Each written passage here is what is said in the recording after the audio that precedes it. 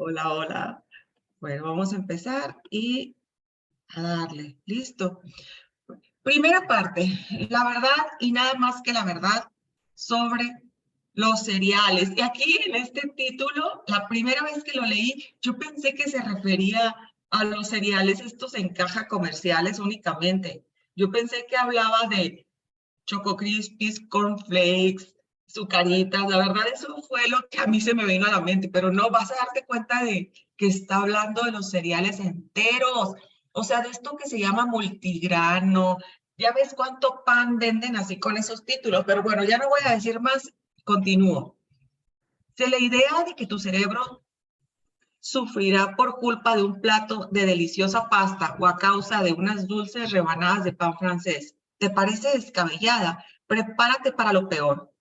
Imagino que ya sabrás que los azúcares procesados y los carbohidratos no son lo mejor para ti, sobre todo en exceso. Pero ¿qué hay de los llamados carbohidratos saludables, como los cereales enteros y los azúcares naturales? He aquí la verdad y nada más que la verdad. En esta sección exploraremos qué ocurre cuando bombardeas tu cerebro de carbohidratos, muchos de los cuales están saturados de ingredientes con efectos inflamatorios como el gluten, que pueden irritar tu sistema nervioso. El daño inicial se manifiesta a veces a través de simples dolores de cabeza y de una ansiedad inexplicable, pero luego progresan hasta detonar trastornos más siniestros como la depresión y la demencia.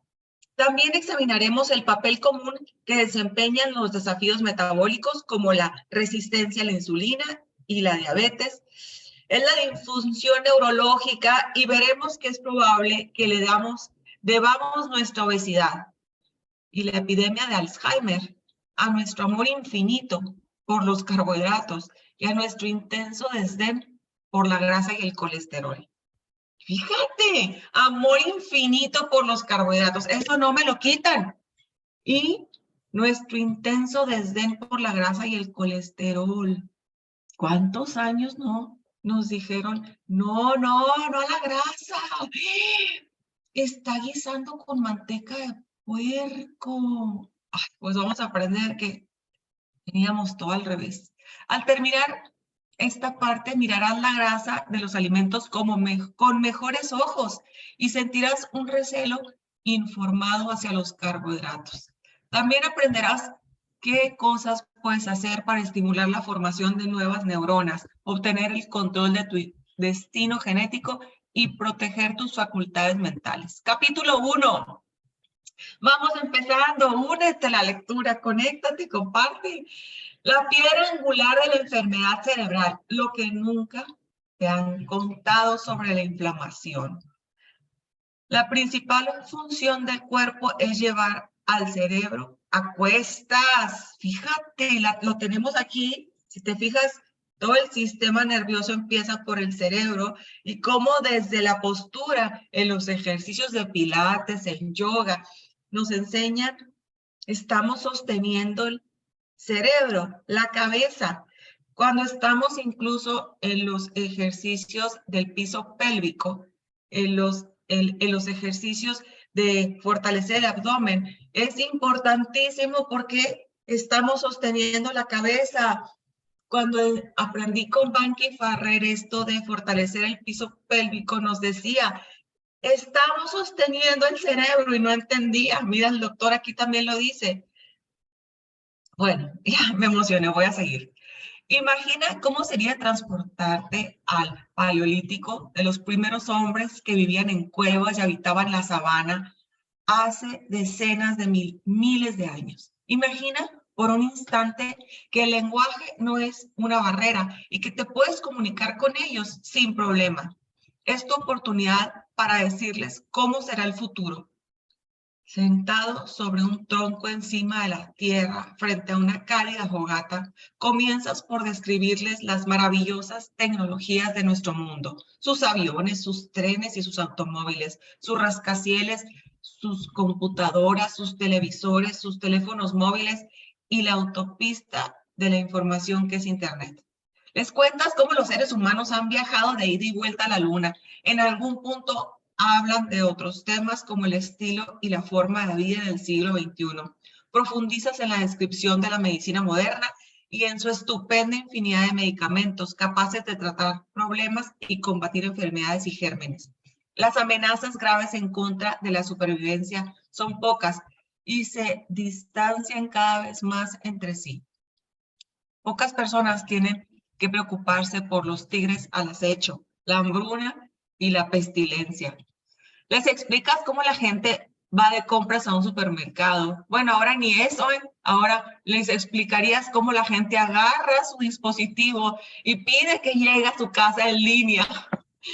Y todavía esto sería un concepto que les es completamente más ajeno.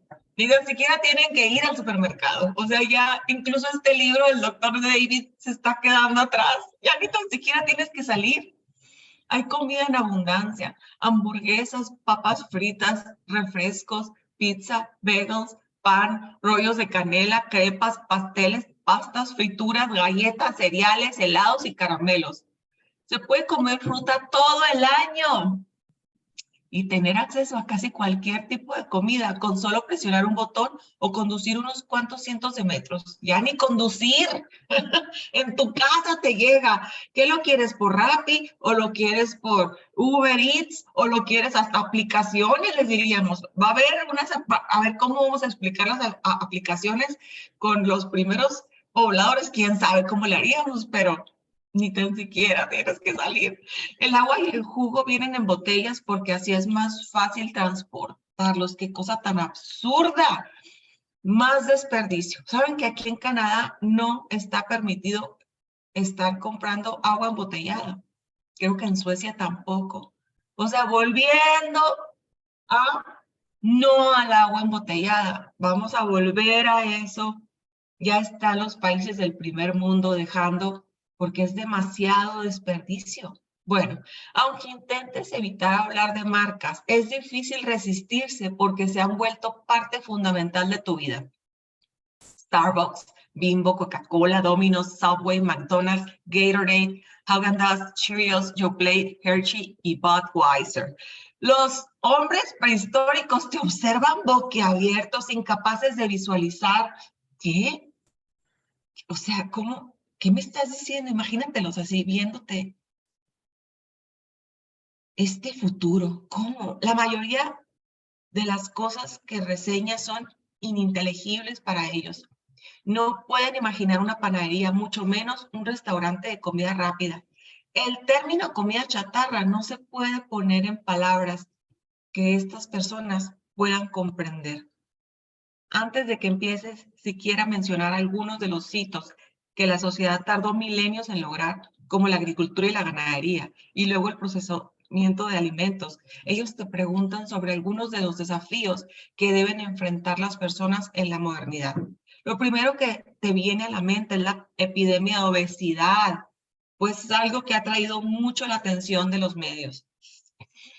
Esto les resulta inconcebible, es lógico, con esos cuerpos tan delgados y tonificados. Imagínatelos bien fibrosos, yo me los imagino, como también lo es tu relato acerca de las enfermedades crónicas que abruman a la sociedad, afecciones cardíacas, diabetes, depresión, trastornos autoinmunes, cáncer y demencia.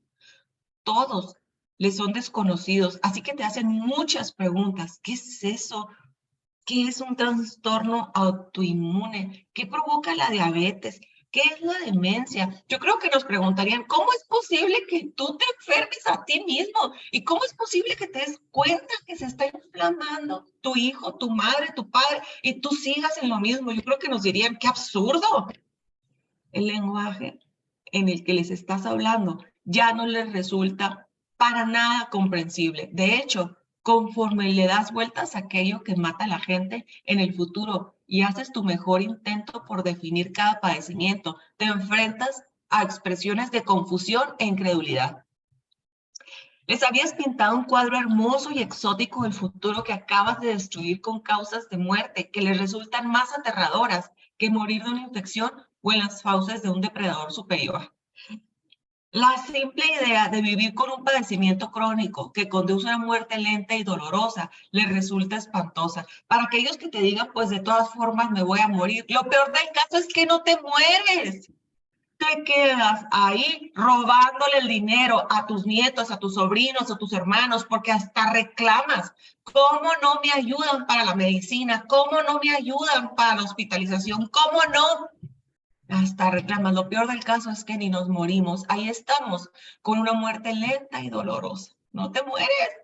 Cuando intentas convencernos de que las enfermedades crónicas y degenerativas son un posible resultado de una vida mucho más larga que la de ellos, tus ancestros prehistóricos, no te toman en serio y de pronto tú tampoco los tomas en serio. Una parte de este argumento no tiene sentido. Como especie a nivel genético y fisiológico, somos idénticos a estos antepasados que vivieron antes del origen de la agricultura. Además, somos un producto de un diseño óptimo, moldeado por la naturaleza durante miles de generaciones. Quizá ya no nos consideramos cazadores ni recolectores, pero desde la perspectiva biológica, nuestros cuerpos se siguen comportando como si lo fuéramos. Ahora bien, digamos que durante el viaje, en el tiempo de vuelta al presente, empiezas a reflexionar acerca de tu experiencia con estos ancestros.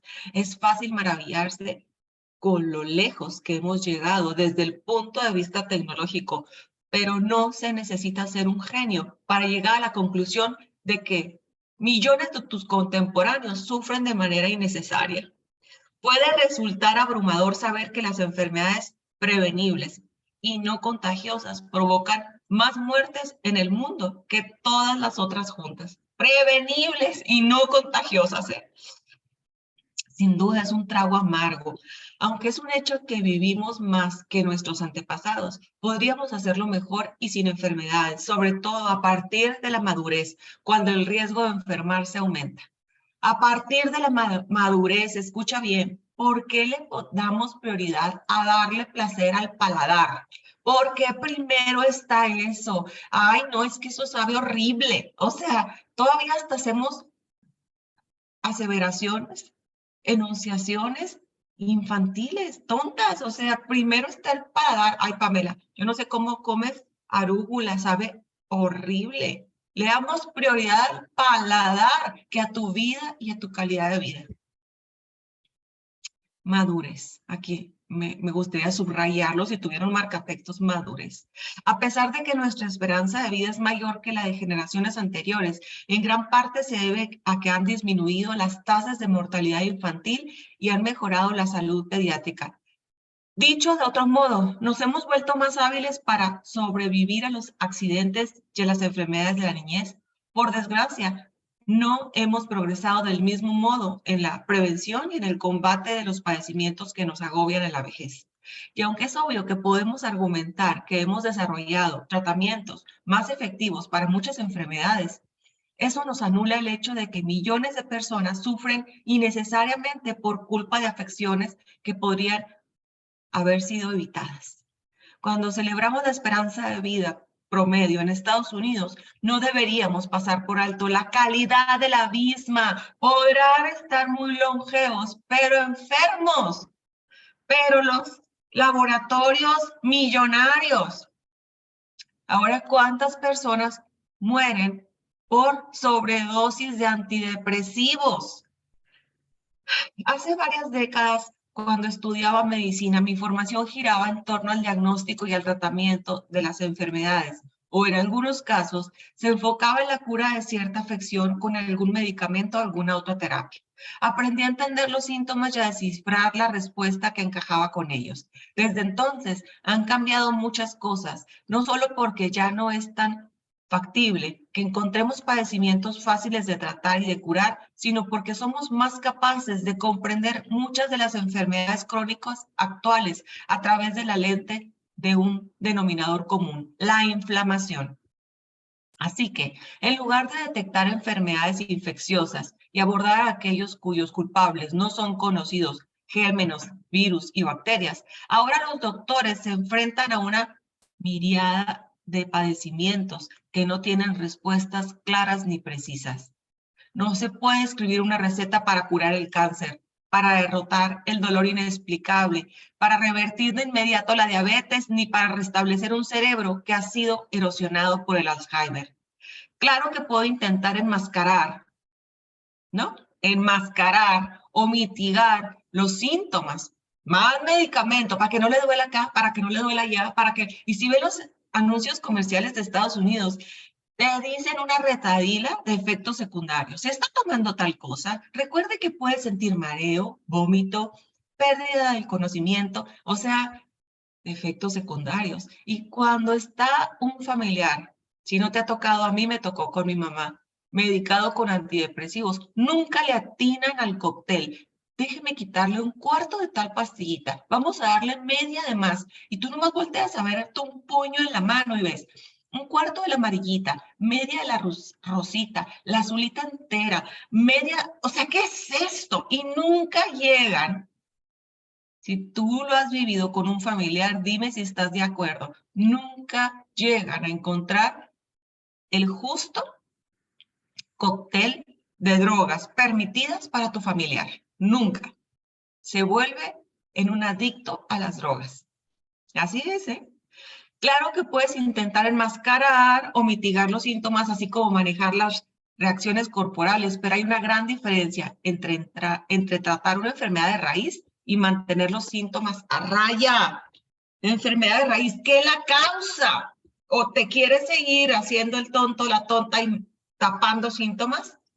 Ahora que uno de mis hijos está estudiando medicina, he notado cómo han cambiado las cosas en los círculos de enseñanza. A los médicos en formación ya no solo se les enseña a diagnosticar y a tratar, sino que ahora están equipados con mecanismos de pensamiento que los ayudan a abordar las epidemias actuales, muchas de las cuales tienen que ver con procesos inflamatorios que están fuera de control. Antes de analizar la conexión que hay entre la inflamación y el cerebro, hablemos de uno de los descubrimientos más monumentales de nuestros tiempos. El origen de las enfermedades neurológicas, en muchos casos, es predominantemente alimenticio. Aquí otra vez marca textos. El origen de las enfermedades neurológicas, en muchos casos, es predominantemente alimenticio. Enfermedades neurológicas. Aunque varios factores participan en la génesis y la progresión de los trastornos cerebrales, en gran medida muchas afecciones neurológicas suelen ser reflejo del consumo excesivo de carbohidratos y de la baja ingesta de grasas saludables. ¿Viste? Mucho carbohidrato, baja ingesta de grasas saludables. La mejor manera de comprender esta realidad es pensar en la afección neurológica más temida de todas, el Alzheimer, y verla en el contexto de un tipo de diabetes provocada exclusivamente por la alimentación.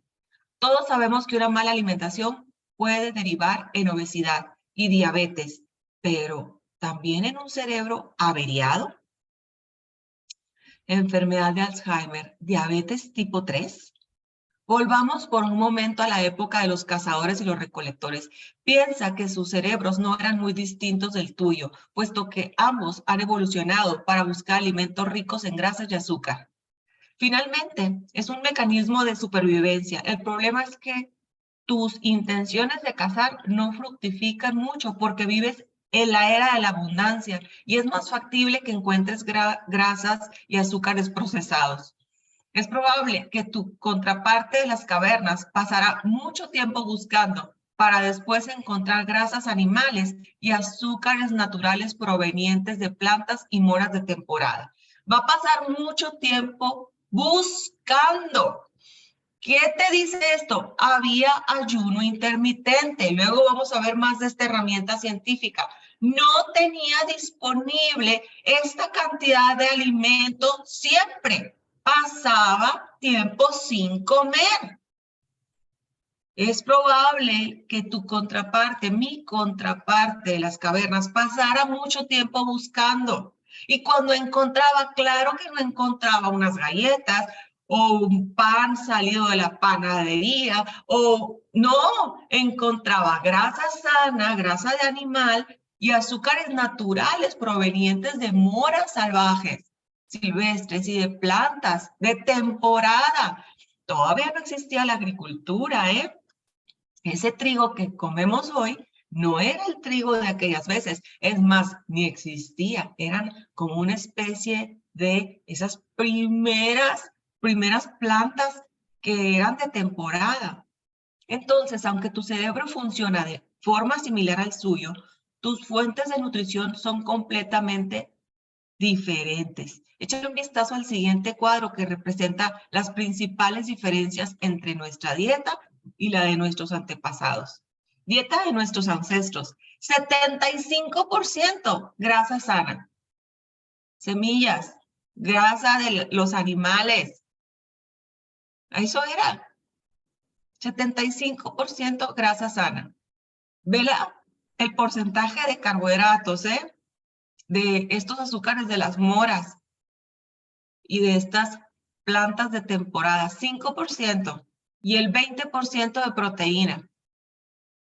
Memorízate esto. Dieta recomendada por los expertos en nutrición, los nutriólogos, los médicos de ahora, que hasta te van a decir, ¿cómo te están diciendo eso?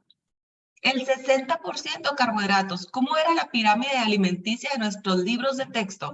Ese triángulo, ¿te acuerdas que primero era cereales? ¡Qué equivocados! ¡Híjola! 60% carbohidratos, 20% grasa y 20% proteína. Y es lo peor, mezclar la grasa, sobre todo del oleico, del 1, 2, 3, del nutrioli, toda esa grasa vegetal es lo peor con estos carbohidratos. Híjola. Aumenta la glucosa, picos de insulina, grasa almacenada, taponamiento de arterias, diabetes, Alzheimer. Pero ¿qué tienen que ver estas diferencias en hábitos alimenticios con la calidad del envejecimiento y con la propensión a padecer ciertos trastornos o enfermedades neurológicas? Todo. Los estudios que describan el Alzheimer como tercer tipo de diabetes empezaron a surgir en el 2005, pero el vínculo entre una mala alimentación y el Alzheimer apenas empezó a llamar la atención gracias a investigaciones recientes que demuestran su existencia. Dichas investigaciones son tan convincentes que resultan espeluznantes, aunque a la vez nos empoderan. Pensar que es posible prevenir el Alzheimer con solo cambiar lo que comemos es extraordinario. Ahora bien, esto no solo tiene implicaciones en la prevención del Alzheimer, sino también de muchas otras enfermedades neurológicas, como verán en los siguientes capítulos. Pero primero hagamos un repaso de lo que la diabetes y el cerebro tienen en común. A nivel evolutivo, nuestros cuerpos han diseñado una forma extraordinaria de convertir el combustible que obtenemos de los alimentos en energía para nuestras células. Durante casi toda la existencia de nuestra especie, ha habido escasez de glucosa, la principal fuente de energía del cuerpo para la mayoría de las células. Esto nos obligó a desarrollar formas para convertir otras sustancias en glucosa y almacenarla. Cuando es necesario, el cuerpo es capaz de generar dicho azúcar a partir de las grasas o de las proteínas. No te preocupes si le dices no al azúcar, si estás muy pendiente de no a los carbohidratos simples. Tú vas a poner a trabajar tu grasa almacenada y esa se va a convertir en el combustible. El proceso se llama glucogénesis, por medio de un proceso llamado glucogénesis. No obstante, esto requiere más energía que convertir los almidones y el azúcar en glucosa, para lo cual se lleva a cabo una reacción mucho más directa.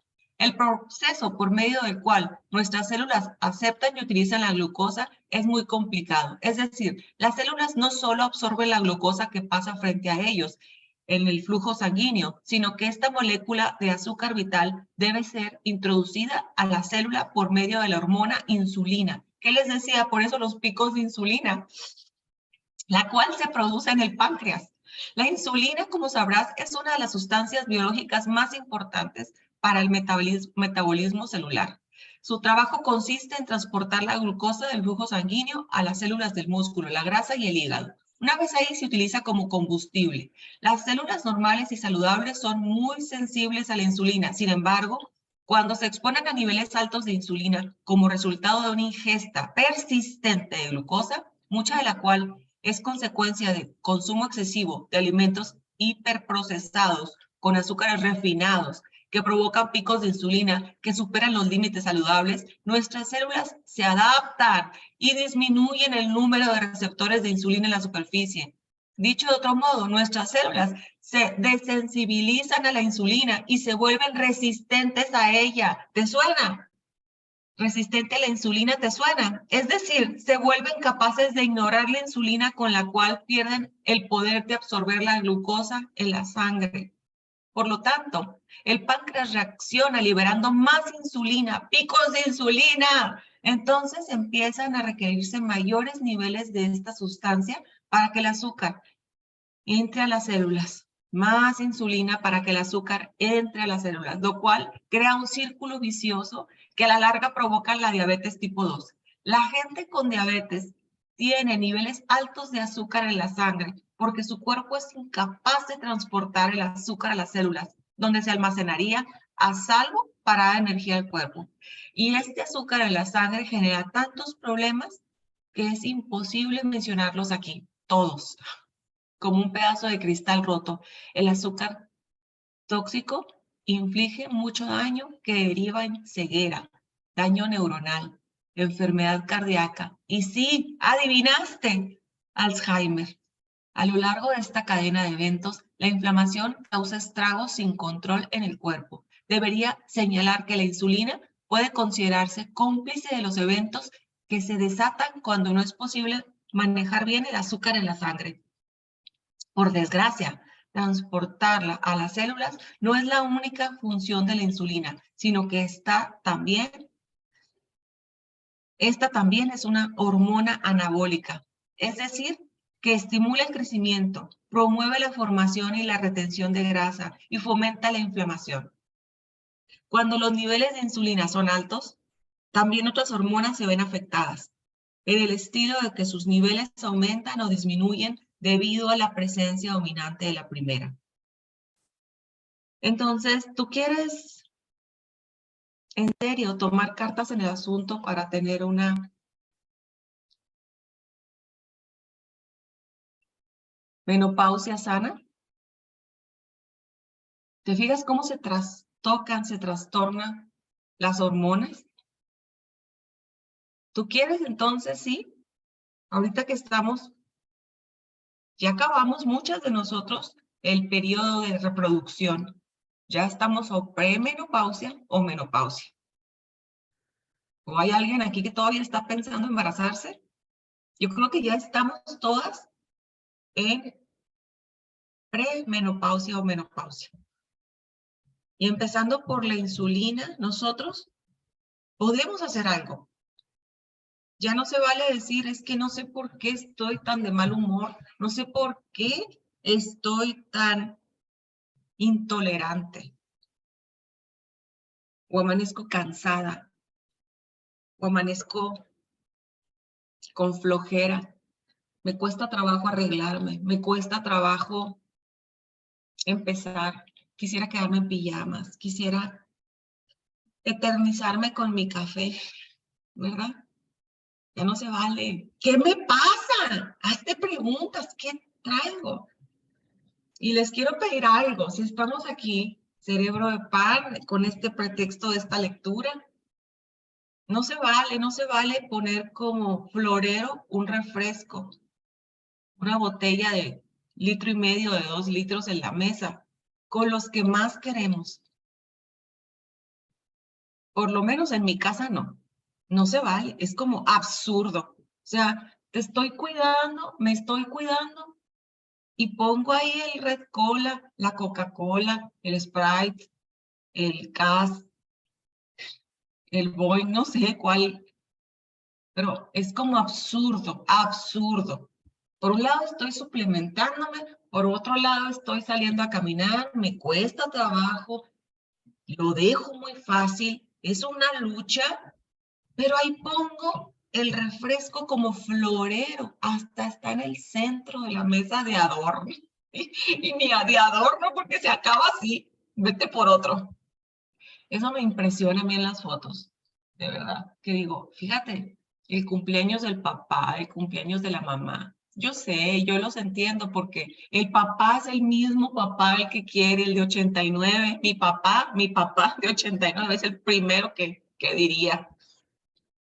Traigan unas sodas, diría, porque de Hermosillo, Sonora, tráiganse las sodas. No van a ir por sodas. Y luego dice, para los niños.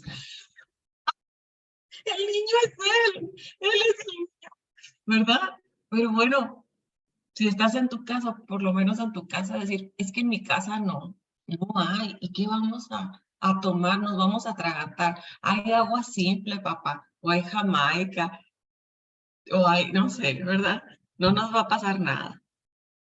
Yo voy a ir, entonces, perdón, ya estoy comentando mucho, pero yo sé, porque yo también tengo una familia. ¿Alguien quiere compartir? Vamos a sacar esto juntos, cambiar hábitos juntos, un día a la vez.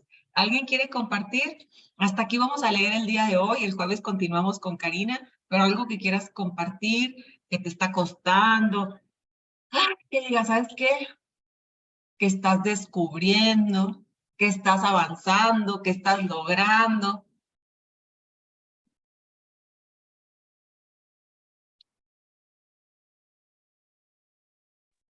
Yo, Pame, quiero comentar algo. Sí.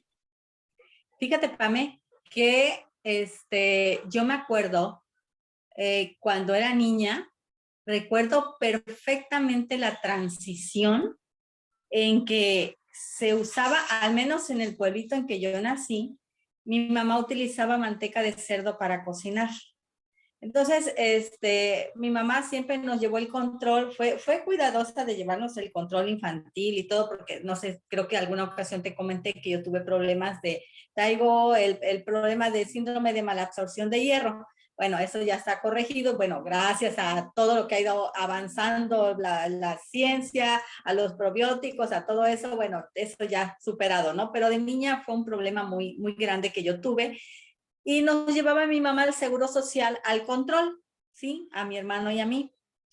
Y recuerdo, Pame, que empezaron a darles pláticas a las señoras que llegaban para que dejaran de cocinar con manteca de cerdo, porque se les subía mucho el colesterol, le había muchos problemas y que tenían que empezar a cocinar con aceite vegetal. Yo lo recuerdo y me acuerdo que no nos gustaba porque estábamos acostumbrados al otro sabor de la comida, ¿no? Y fue una campaña, así como ahora están las campañas contra la diabetes, que para que tomen agua, así que saca el sector salud. Esa fue una campaña para que dejaran de cocinar con manteca de cerdo. Y de ahí, pues ya viste todas las consecuencias, ¿no? Ahora que cuando vivía mi papá, yo iba a recoger un medicamento que a él le daban ahí en el Seguro Social. En pandemia, empecé a ir yo para evitar que se contagiaran de COVID. Eran unas filas enormes de diabéticos, pero me encontré ahí con personas de mi edad que estudiaron conmigo ya muy mal, o sea, se veían como de 60 años, 65 años, que eran de mi época, ¿no? Que con diabetes y que estaban haciendo las filas para el medicamento, ¿no? Entonces, yo siempre me acuerdo mucho de esa transición, ¿no? Cuando dejaron de cocinar con manteca de cerdo, esas campañas que hizo el Seguro Social para empezar con aceite vegetal. Híjola, qué tremendo, qué desorden. Y no lo dudo, que hubo gente que decía, pues aquí está la manteca de cerdo, y aquí está el 1, 2, 3, y aquí está. Y entonces empezó a hacer una mezcolada, y empezaron a usar todavía el 1, 2, 3, y el Nutrioli, y la manteca de puerco, como a escondidas, pensando que era la mala, y luego cambiando la tortilla de maíz por la barra de pan Bimbo, el osito que es una excelente red de distribución que llega hasta la última ranchería, el camioncito de la Bimbo, eso sí que buenos son para llegar, ¿verdad? Con esos puntos de distribución Bimbo. No, o sea, qué triste, ¿no? Pero estamos a tiempo, o sea, estamos a tiempo. Las nuevas generaciones.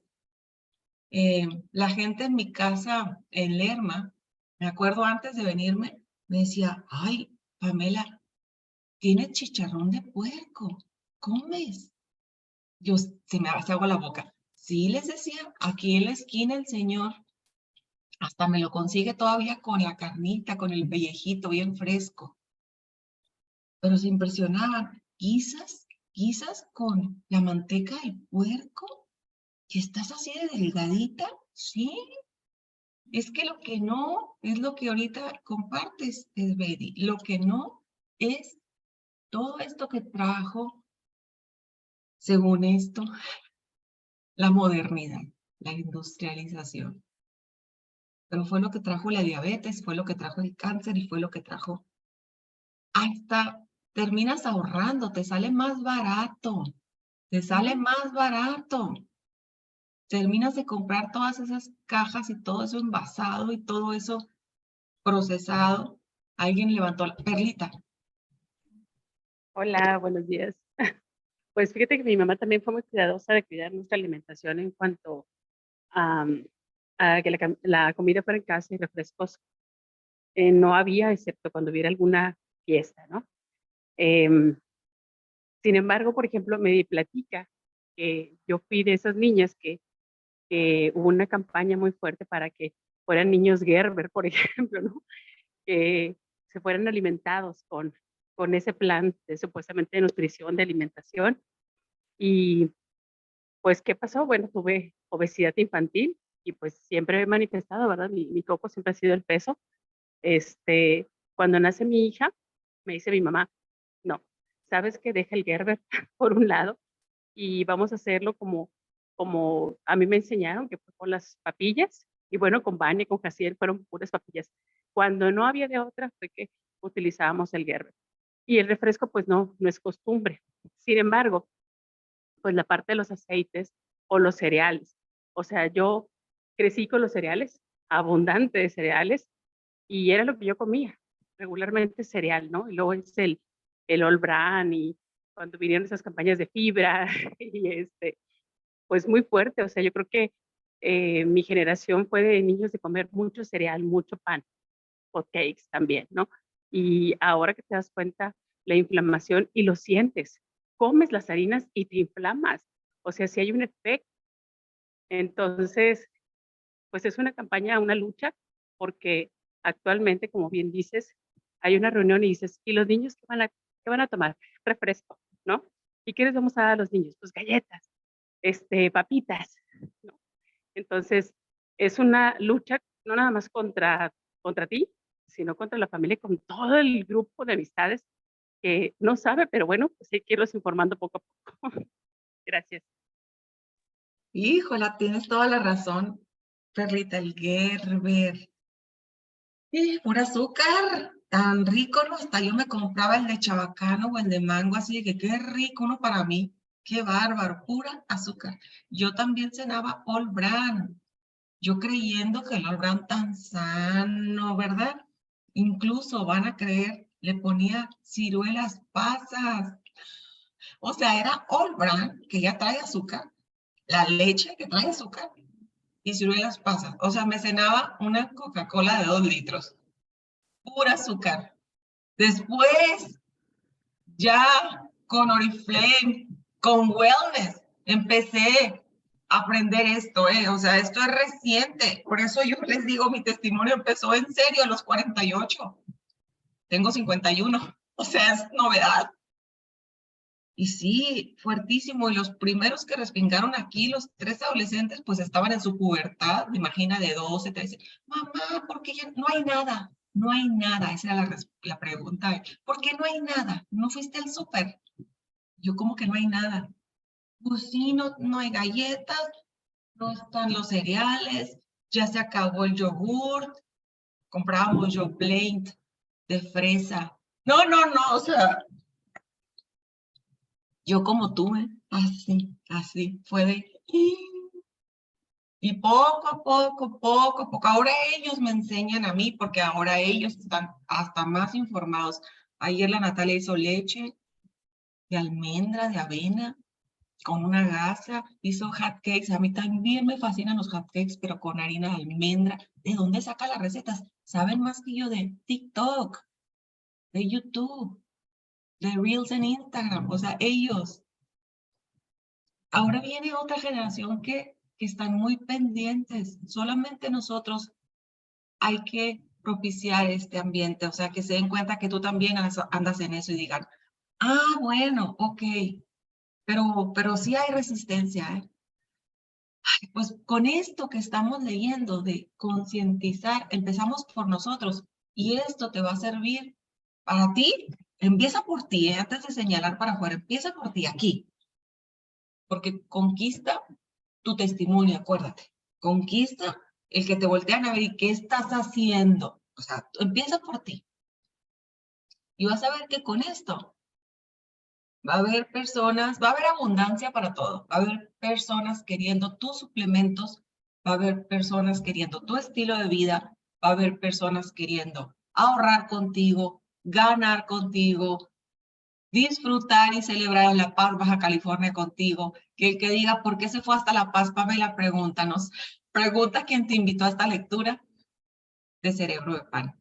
Bueno, continuamos el jueves, si les parece, porque hay mucho, mucho que hacer. Hay mucho que hacer.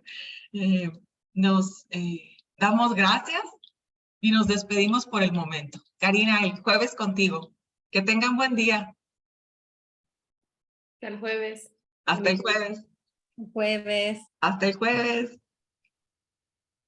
Mañana tenemos con la bióloga capacitación de calcio, ¿eh? Antes de que se me pase. Mañana 9 de la mañana con Angie Bustamante, calcio. Gracias, buenos días, que les vaya muy bonito día. Muy Un saludo bonito. para todas. Saludo, Carmen.